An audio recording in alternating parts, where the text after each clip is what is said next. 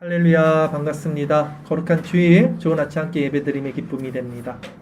지난 시간 우리는요, 예수님께서 이제 여리고성에 들어가는 입구에서 맹인한 사람을 만났던 이야기를 했어요. 그 맹인이 바디메오입니다, 사실. 그래서 맹인의 눈을 떠주는 사건을 우리는 살펴봤어요. 그리고 오늘 본문은요, 이제 여리고성 안에 들어가서 또 한 사람을 만나는 사건이 나타납니다. 바로 삭개오입니다. 자, 이 삭개오 이야기를 통해서 오늘은 예수 그리스도를 믿는 것은 결국 소유권의 전환이며 소유권이 바뀐 자들은 이웃사랑의 삶을 산다. 다시 한번 오늘 설교 제목입니다. 예수 그리스도를 믿는 것은 결국 소유권의 전환이며 소유권이 바뀐 자들은 이웃사랑의 삶을 산다. 라는 제목으로 말씀을 전하겠습니다. 오늘 본문 누가복음 19장 1절 2절 말씀을 제가 읽겠습니다. 예수께서 여리고로 들어가 지나가시더라. 삭개오라 이름하는 자가 있으니 세리장이요 또한 부자라 라고 기록하고 있습니다.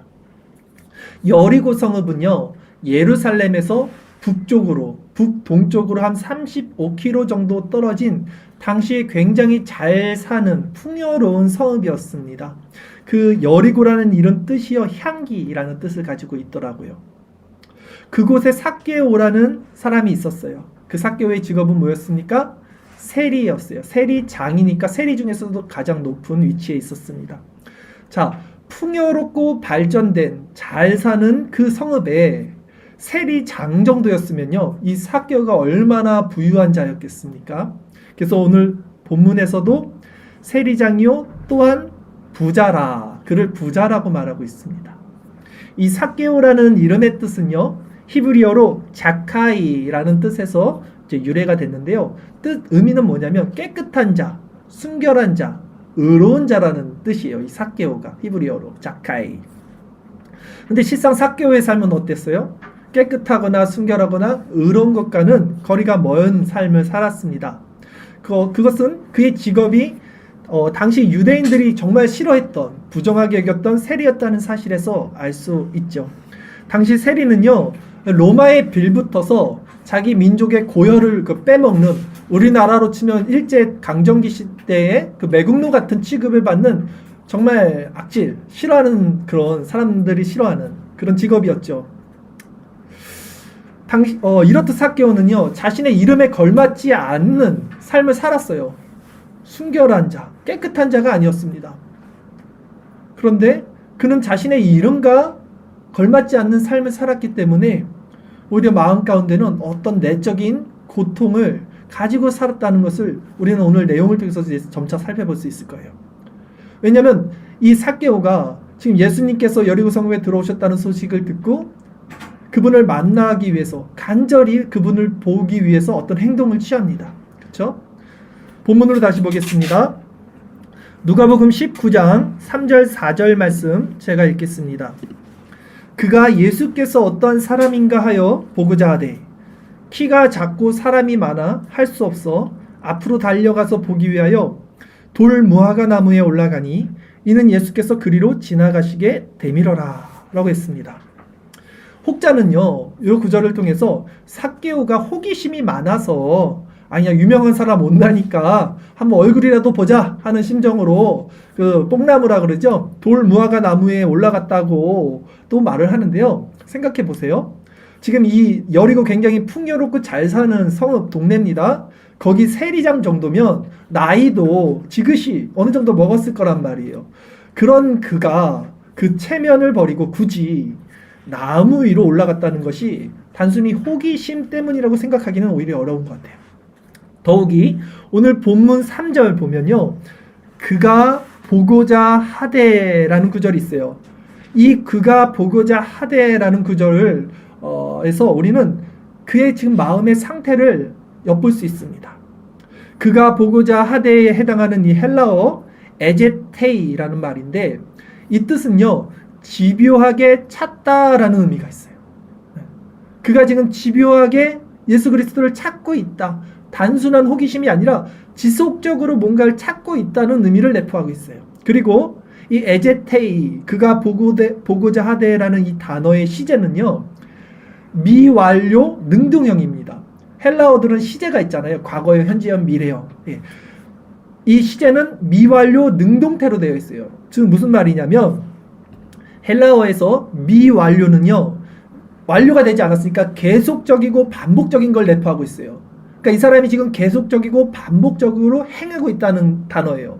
그리고 능동태는 뭐예요? 이 사람이 능동적으로 자기가 예수님을 적극적으로 찾고 있다는 사실을 보여주는 거예요. 그러니까 이 사람이 단순히 호기심 때문에 뽕나무에 올라간 게 아니라 정말 간절한 마음으로 지속적으로 간절하게 그리스도를 보고자 하는 열망이 있었다는 것을 알 수 있죠.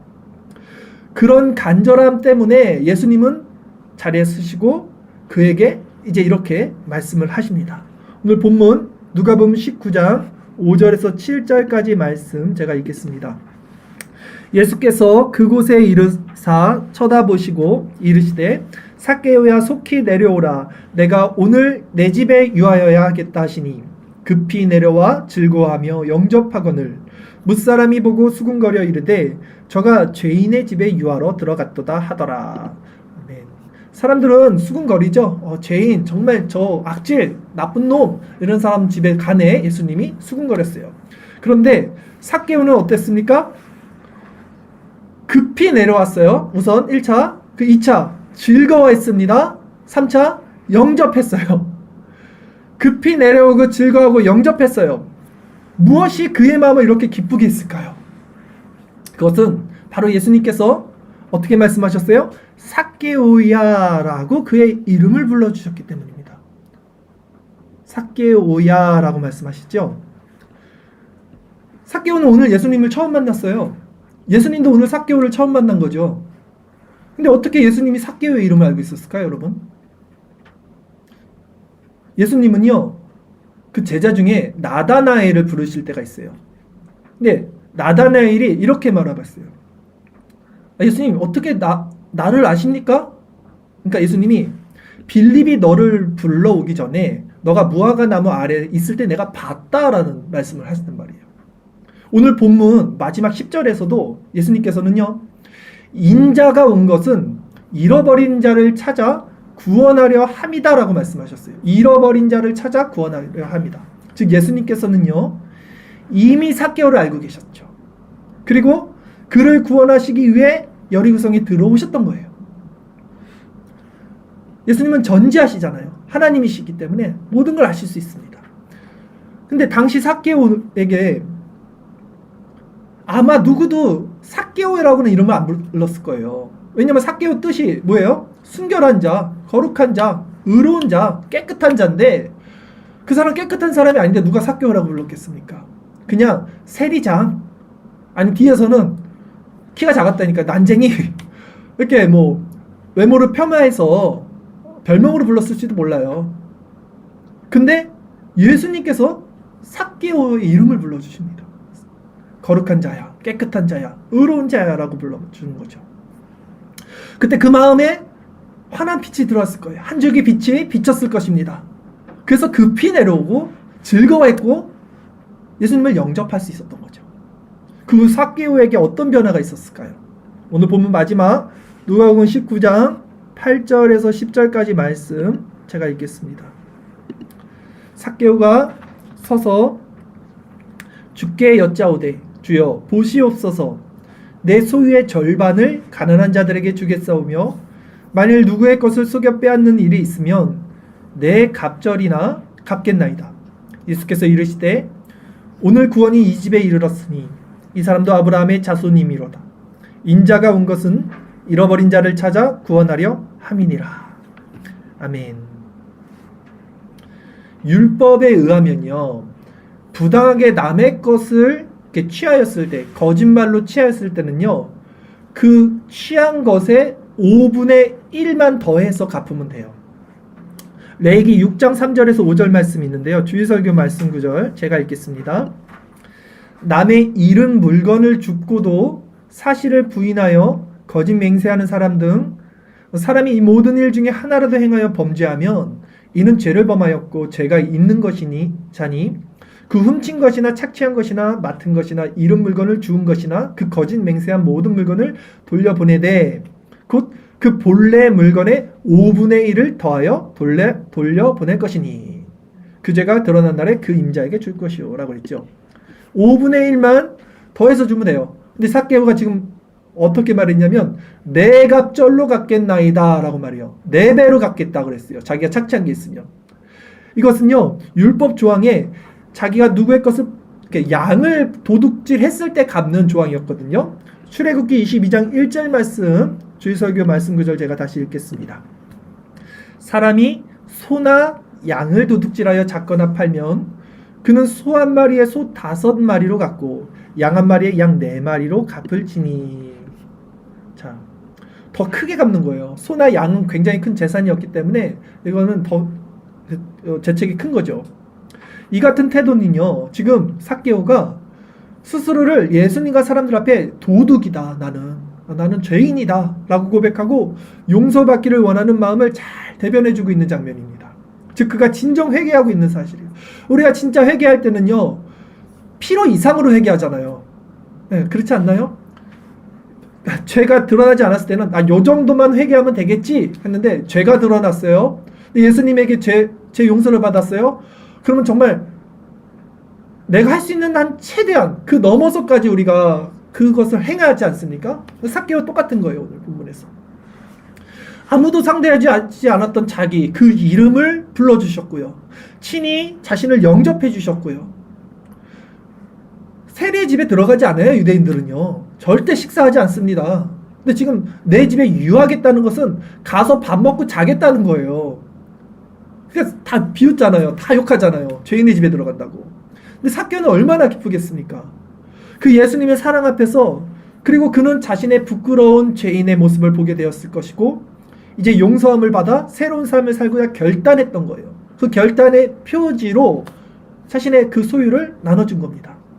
그리고 예수님께서는 자신이 오신 목적이 바로 이와 같이 잃어버린 자를 찾아서 구원하기 위함이라고 선언하시면서 오늘 본문이 마무리가 됩니다. 여러분, 예수님을 이렇게 만나러 오는 사람들, 예수님께 나가는 사람들을 보면요, 그때나 지금이나 항상 수요가 많습니다. 항상 사람들이 많아요. 오늘날 교회 보세요. 사람들 많이 있잖아요. 당시 예수님 앞에서도 사람들 엄청 따라다녔어요. 그러나 예수님을 영접하는 사람은 그때나 지금이나 수요가 적어요. 아주 적습니다. 그렇다면 그 많은 사람들 중에 예수님께 나가고 예수님을 따르고 예수님 앞에 예수님을 보고자 하는 많은 사람 중에 그 수요가 적은 예수님께 부름받는 사람들의 특징은 무엇인가? 오늘 삭개오의 모습을 통해서 3가지로 먼저 살펴보도록 할게요. 첫째, 예수님께 부름받는 사람들의 특징은요, 진리에 목마릅니다. 진리에 목마른 자들이 예수님께 부름을 받아요.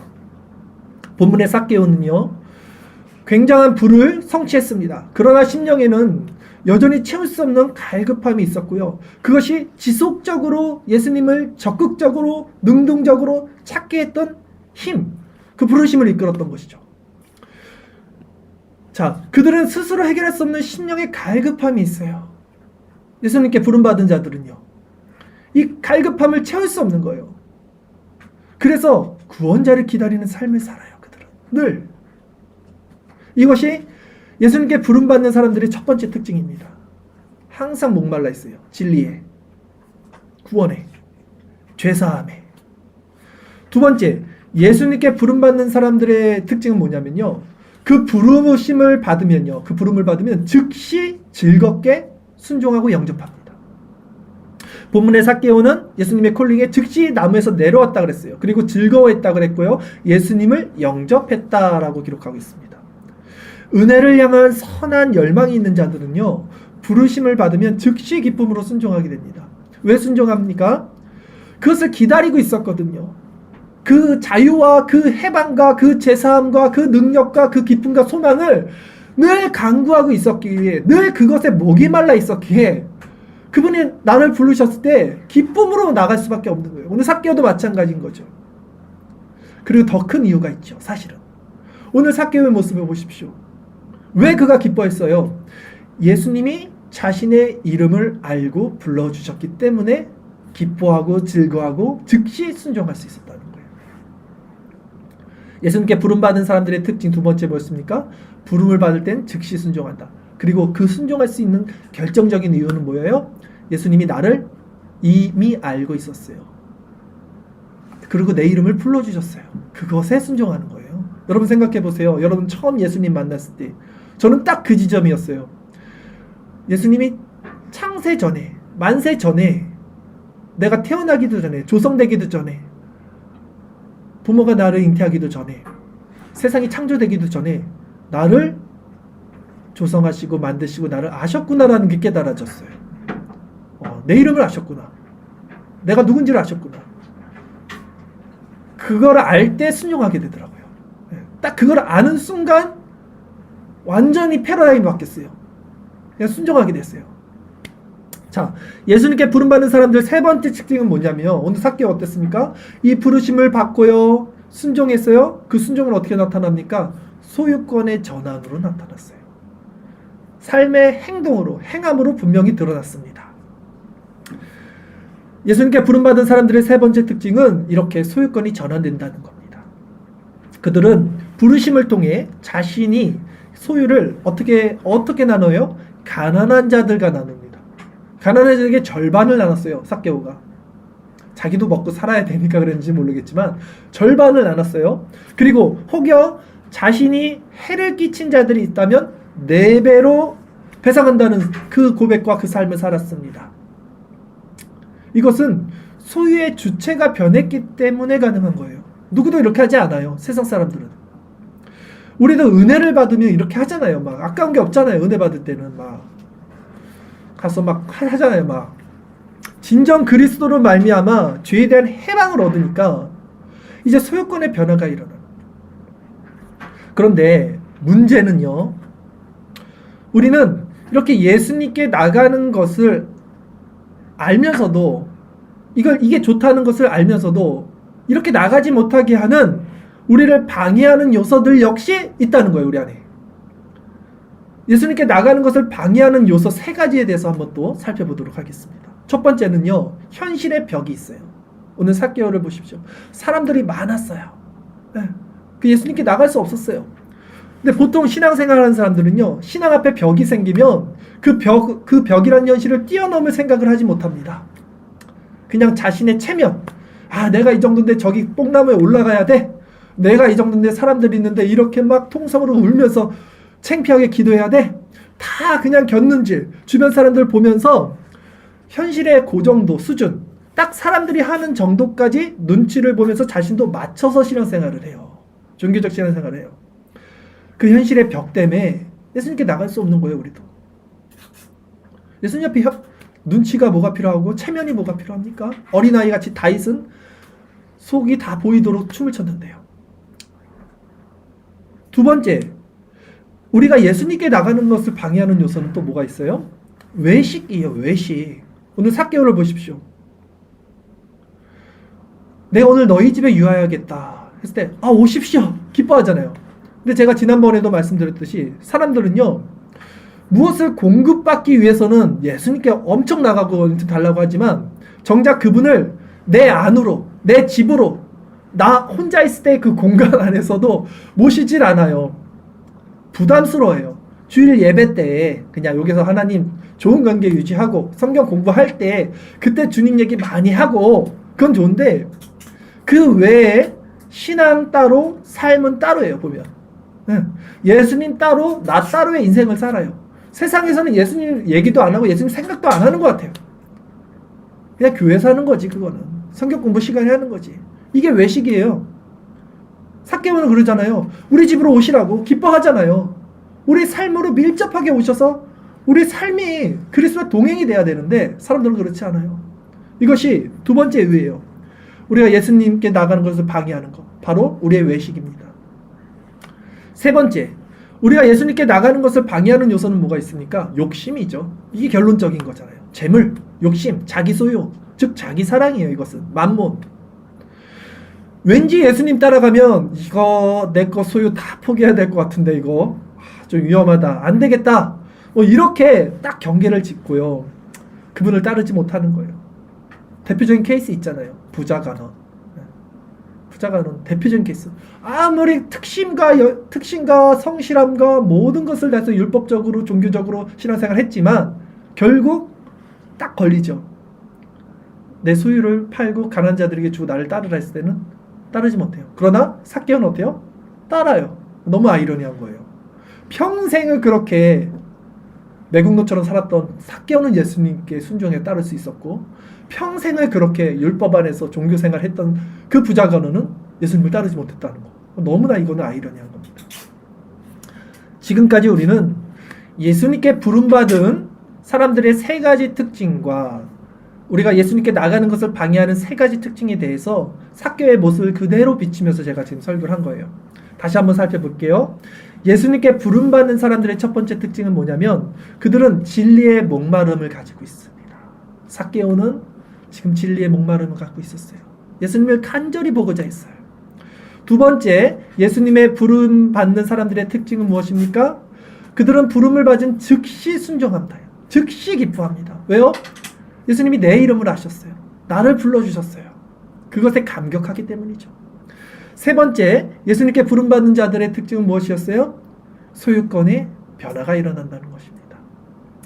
왜 소유권의 변화가 일어납니까? 내가 하나님의 소유라는 것을 깨달으니까 이제 내 소유가 안 되는 거예요. 우리가 예수님께 나가는 것을 방해하는 첫 번째 요소는 또 뭐였습니까? 현실, 체면 이런 거였어요. 뽕나무로 올라가기 좀 그렇다. 이런 거. 두 번째, 예수님께 나가는 것을 방해하는 요소는 뭐였어요? 외식하는 신앙이었어요. 오늘 너희 집에 유하야겠다. 그냥 여기에서 축복해 주시고 우리 집은 좀 마시고 내 마음까지는 오지 마시고 내 개인적인 생활 나 혼자 있을 때는 좀 냅두세요. 나 다른 것 좀 하게. 우리 그런 거예요. 그렇잖아요. 셋째, 우리가 예수님께 나가는 것을 방해하는 요소는요, 자기 사랑, 즉 소유에 대한 욕심이에요. 그러나 여러분, 이 말씀을 기억하십시오. 우리는 잃어버리지 않기 위해서 세상의 것을 움켜쥐고 살아요. 그러나 실상은요, 그것이 하나님을 잃어버린 자의 모습입니다. 다시 한번 기억하세요. 우리는 잃어버리지 않기 위해서 세상의 것을 움켜쥐고 살지만 실상은 그것이 하나님을 잃어버린 자의 모습이라는 거예요. 우리는 그렇게 살고 있어요. 내가 하나님의 소유라는 것을 알게 되면 그 사람은 내가 움켜쥐고 있는 것들을 놓게 됩니다. 왜냐하면, 왜 그렇게 되냐면 하나님의 소유가 된 사람은요, 더 이상 자기가 소유할 필요가 없게 돼요. 자기가 무엇을 소유할 필요가 없게 돼요. 자, 보세요. 가지가 열매를 맺습니다. 그러면 그 열매는 가지의 거예요? 나무의 거예요? 나무 거잖아요. 또 이거만 기억하시면 돼요. 내가 열매를 맺는데 이게 내 거네? 내가 이거 움켜쥐고 있어야지? 이런 것과 가지가 열매를 맺는 이유가 이게 나무에서 나오는 거구나를 아는 것 차이예요. 마찬가지로 그리스도의 소유가 된 자들은요, 자신의 모든 소유권이 그리스도 안에 있음을 깨닫고 그 열매를 내가 소유하기 위해서 움켜쥐고 살거나 아니면 더 나아가서 다른 사람들 것까지 빼앗으려 했던 마음에서 벗어나게 됩니다. 그것이 진정한 자유고 해방이에요. 예수님은 이것을 주기 위해서 온 거예요, 이 땅에. 내 진리를 알지니 진리가 너희를 자유케 하리라. 삭개오는 자유하지 못했어요. 움켜쥐고 살았지만, 그래서 부를 축적했지만 자유하지 못했지만 자유하고는 손을 놓게 되는 거예요. 더 큰 소유 안에 자신이 들어가 있으니까.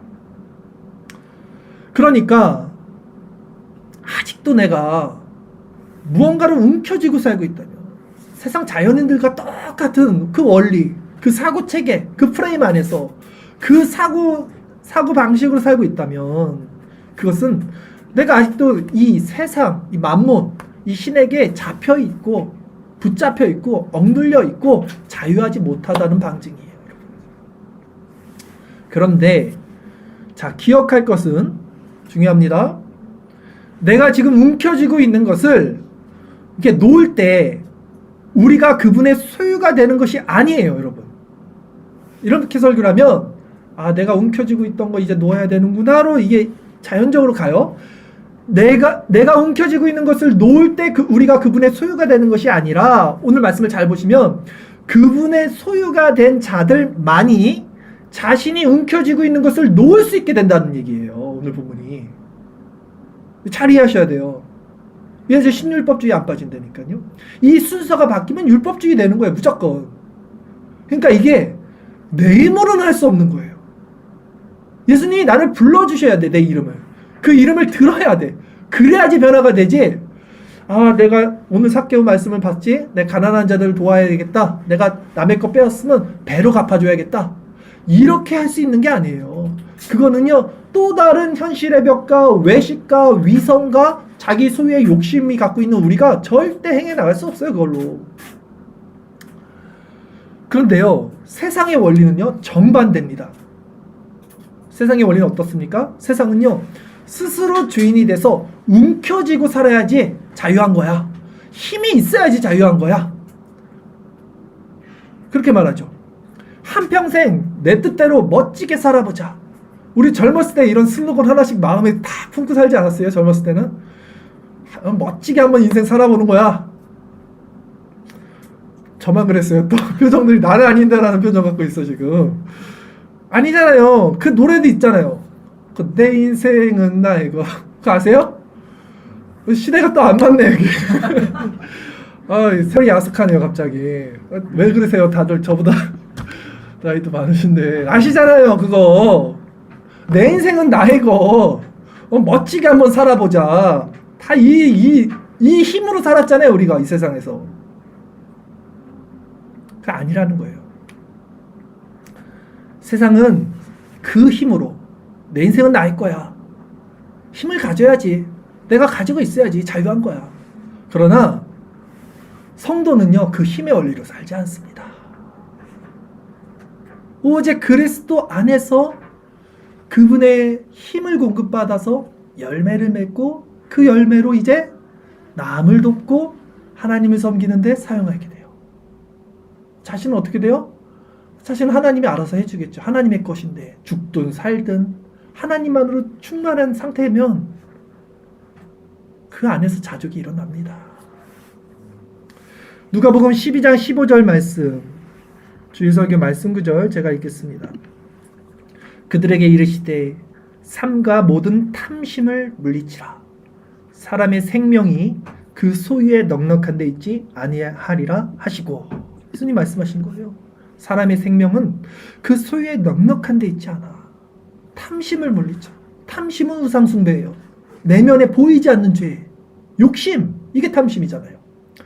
즉 예수를 믿는다는 것은요 소유권이 넉넉함에 있지 않고요 소유권의 전환에 있습니다.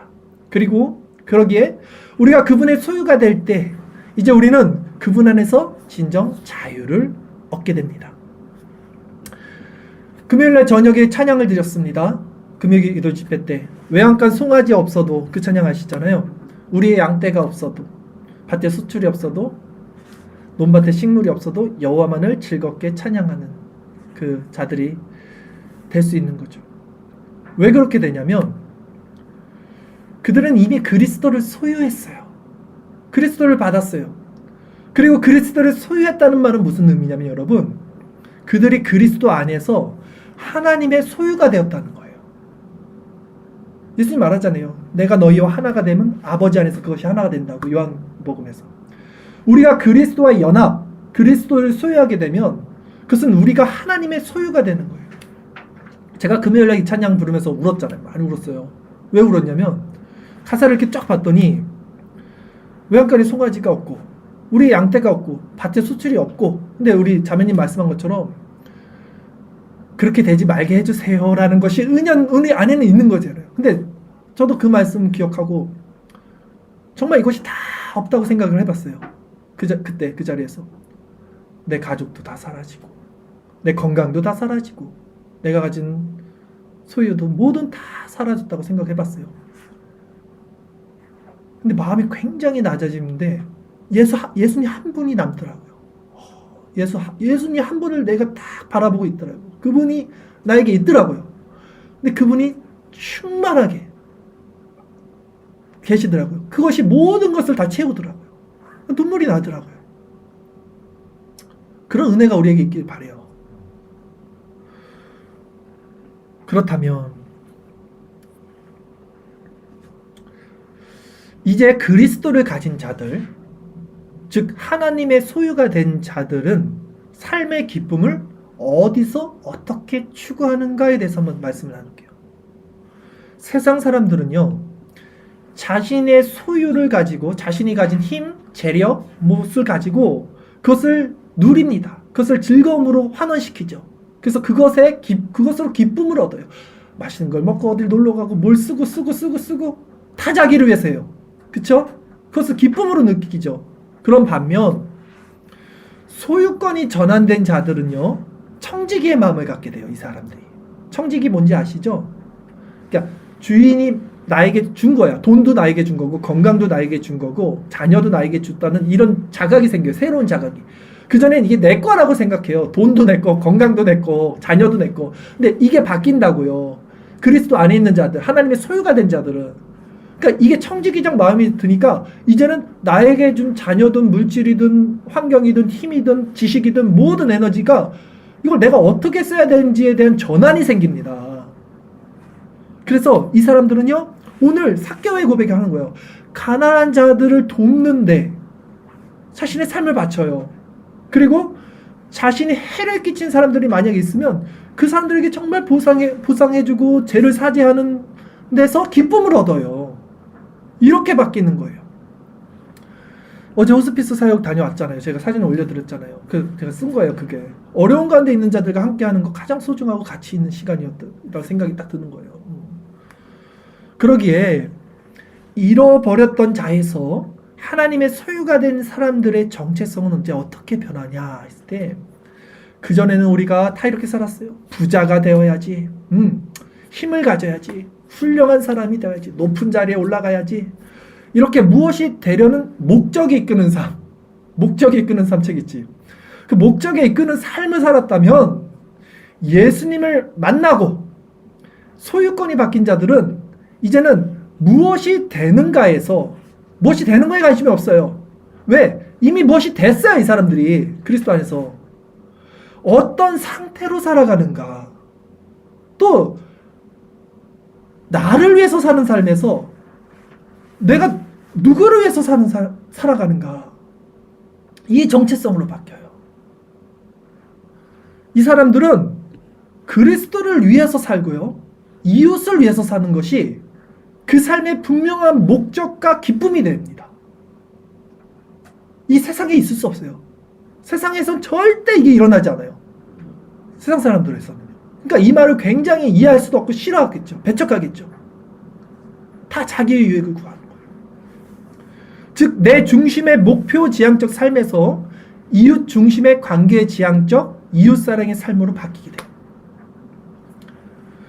무엇이 크게 되거나 목적을 이루는 것이 아니라 지금 내 주변 사람들부터 잘 챙기고 섬기고 배려하고 돕는 일에 가장 큰 가치와 기쁨을 느끼게 돼요. 이 사람들이.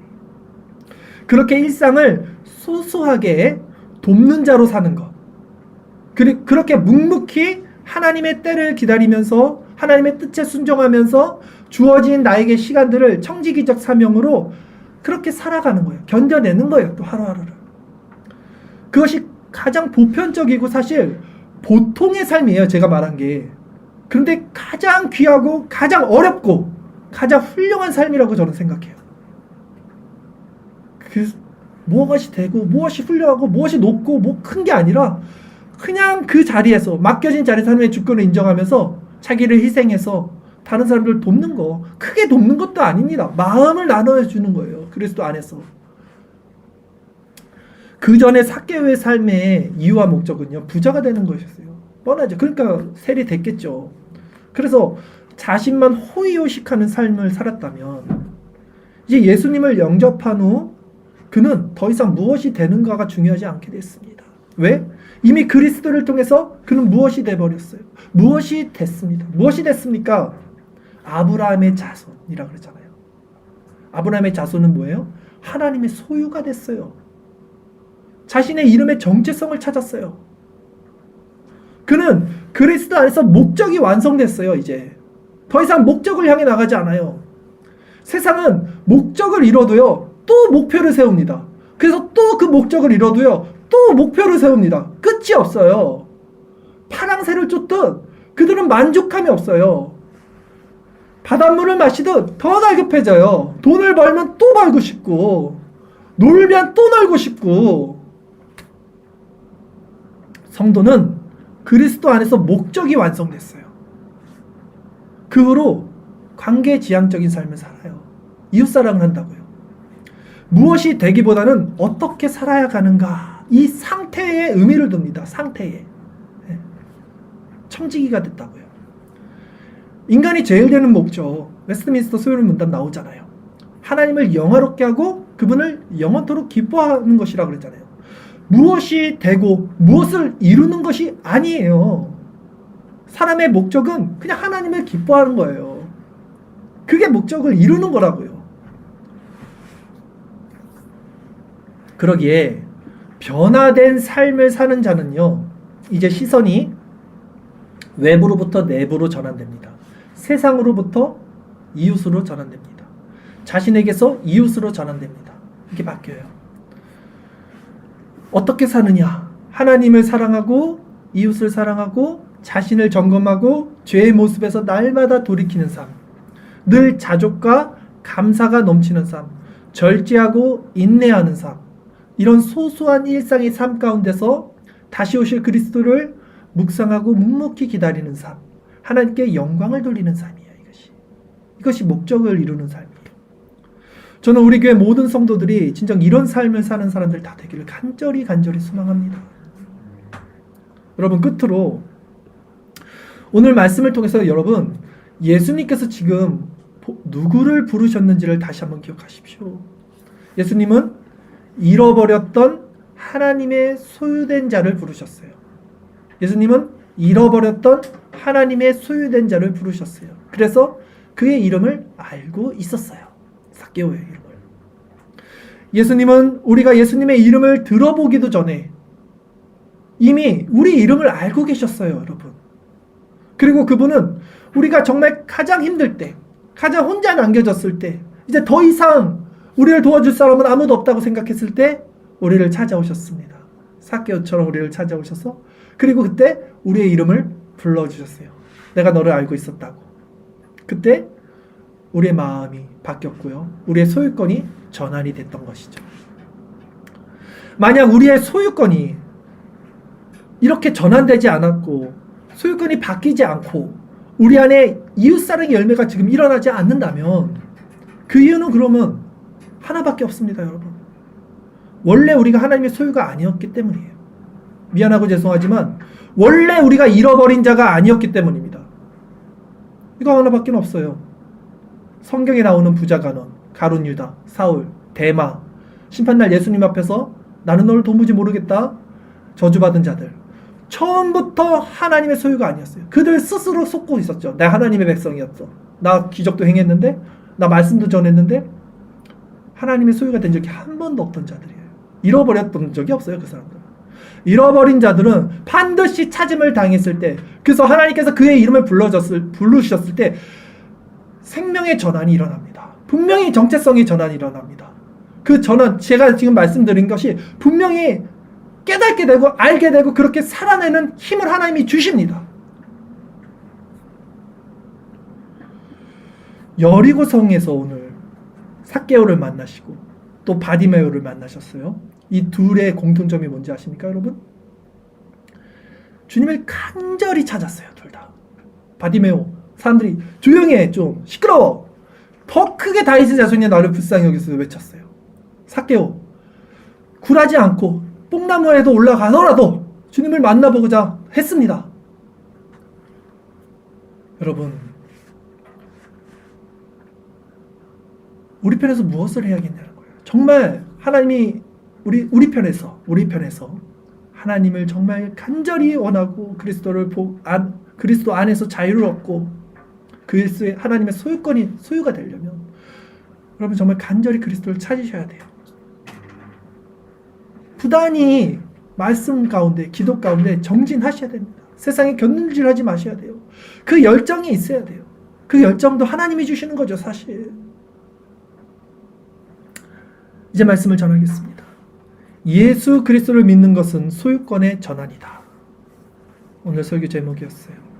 잃어버린 인생 가운데 스스로 움켜쥐고 사는 삶에서 예수님께서 우리 이름을 불러주셨을 때 그 소유권이 전환된 자들, 그 소유권이 바뀐 자들의 열매는 자신을 위한 삶이 아닌 이웃을 향한 삶이다 라는 것이죠.